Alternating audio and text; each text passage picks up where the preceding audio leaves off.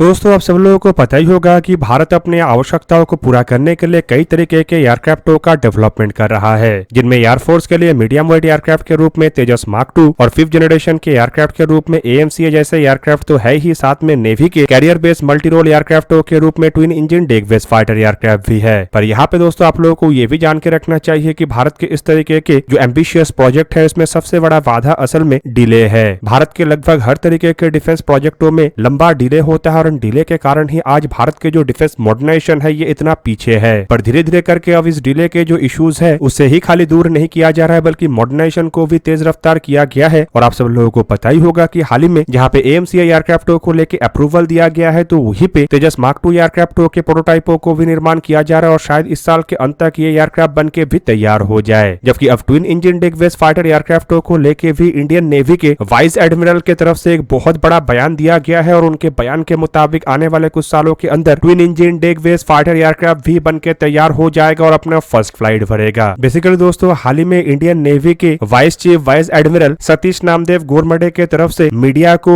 Interview देते हुए ये साफ कर दिया गया है कि आने वाले कुछ सालों के अंदर इंडियन नेवी के लिए बनाए जाने वाले twin engine deck based fighter aircraft जो है वो तैयार हो जाएगा और अपना पहला उड़ान भरेगा। उनके द्वारा दिया गया बयान में twin engine deck based fighter एयरक्राफ्टों के डेवलपमेंट के प्रोसेस के बारे में भी कई सारे खुलासे भी किया गया है। उनके तरफ से ये भी बताया गया है कि भारत के पास जो टेक्नोलॉजी अवेलेबल है उनके सहारे भारत के द्वारा नेवी के जरूरतों को पूरा करने के लिए twin engine deck based fighter aircraft मतलब एक carrier based multi role aircraft का डेवलपमेंट किया जा रहा है। और उनका ये भी मानना है कि आने वाले 3 से 4 साल के अंदर ये जो एयरक्राफ्ट है ये बन के तैयार हो जाएगा। उन्होंने अपने बयान में ये भी बताया है कि किस तरीके से twin engine deck based fighter एयरक्राफ्टों के डिजाइन को फाइनलाइज किया गया है और किस तरीके से ये जो डिजाइन फाइनलाइजेशन है ये इंडियन नेवी के रिक्वायरमेंटों के अंतर्गत हुआ है और किस तरीके से इस डिजाइन फाइनलाइजेशन के बाद जल्द ही इन एयरक्राफ्टों के ऊपर फिजिकली काम शुरू किया जा सकता है। हालांकि दोस्तों करंट सिचुएशन से एयरक्राफ्टों के प्रोटोटाइपों के निर्माण तक के लिए कई सारे बाधाएं अभी भी Indian navy aeronautical development agency और हिंदुस्तान एरोनॉटिक्स लिमिटेड के सामने है, जिनमें की सबसे बड़ा बाधा इन एयरक्राफ्टों के फंडिंग को जुगाड़ करना या फिर कहे तो एयरक्राफ्टों को लेके CCS के अप्रूवल हासिल करना। बेसिकली दोस्तों किसी भी एयरक्राफ्टों के डेवलपमेंट में CCS का अप्रूवल सबसे महत्वपूर्ण पार्ट होता है और उसी के बाद ही एयरक्राफ्टों के असल में प्रोटोटाइपों के निर्माण के ऊपर काम शुरू होता है। और आप लोगों को ये भी पता होगा कि कितने समय के डिले के बाद आखिरकार AMCA एयरक्राफ्टों को लेके CCS की तरफ से अप्रूवल दिया गया है और ये CCS अप्रूवल के बाद किस तरीके से अब एरोनॉटिकल डेवलपमेंट एजेंसी और हिंदुस्तान एरोनॉटिक्स लिमिटेड इन एयरक्राफ्टों के ऊपर काम कर रहा है। और रिपोर्टों में ये भी दावा किया जा रहा है कि शायद साल 2028 तक इन एयरक्राफ्टों के फर्स्ट फ्लाइट को भी अब अंजाम दिया जाए। वहीं पे दोस्तों वाइस एडमिरल गोरमडे की तरफ से अब तक तो ये साफ नहीं किया गया है कि इंडियन नेवी CCS अप्रूवल या फिर कहे तो फंडिंग को लेके किस तरीके से आगे बढ़ेगा, लेकिन उनके तरफ से ये इशारा दिया गया है कि इंडियन नेवी स्टैब्लिश्ड चैनल के तहत इस प्रोजेक्ट में आगे बढ़ेगा, जिसमें कि नेशनल सिक्योरिटी को लेके इन एयरक्राफ्टों के स्ट्रेटेजिक इंपॉर्टेंस के बारे में भी बताया जाएगा और ये भी बताया जाएगा कि किस तरीके से ये जो एयरक्राफ्टों का प्रोजेक्ट है ये इंडियन नेवी को आत्मनिर्भर करेगा। अब दोस्तों यहाँ पे आप लोगों के जानकारी के लिए बता दूं कि twin engine deck based fighter एयरक्राफ्टों का जो प्रोजेक्ट है वो इंडियन नेवी के लिए one of the most important प्रोजेक्टों में से एक है, क्योंकि फिलहाल इस तरीके के एयरक्राफ्टों का इंडियन नेवी को काफी अधिक आवश्यकता है। और जिस तरीके से इंडियन ओशन के अंदर चाइना का प्रेजेंस बढ़ रहा है, इससे आने वाले समय में इंडियन नेवी को अपने एयरक्राफ्ट कैरियरों के फ्लीट को भी मजबूत करना पड़ेगा। और दोस्तों इसे मजबूत करने के लिए सबसे महत्वपूर्ण चीज है इसमें इस्तेमाल होने वाले एयरक्राफ्ट। फिलहाल नेवी के पास 2 ही एयरक्राफ्ट कैरियर ऑपरेशनल है, जिनमें एक एयरक्राफ्ट कैरियर तो सोवियत यूनियन से खरीदा हुआ INS विक्रमादित्य एयरक्राफ्ट कैरियर है, जबकि दूसरा INS विक्रांत मतलब स्वदेशी एयरक्राफ्ट कैरियर है। और आप लोगों को बता दूं कि इन दोनों एयरक्राफ्ट कैरियरों के ऊपर डिप्लॉय करने के लिए पर्याप्त मात्रा में एयरक्राफ्ट फिलहाल इंडियन नेवी के पास नहीं है और नेवी के पास करीब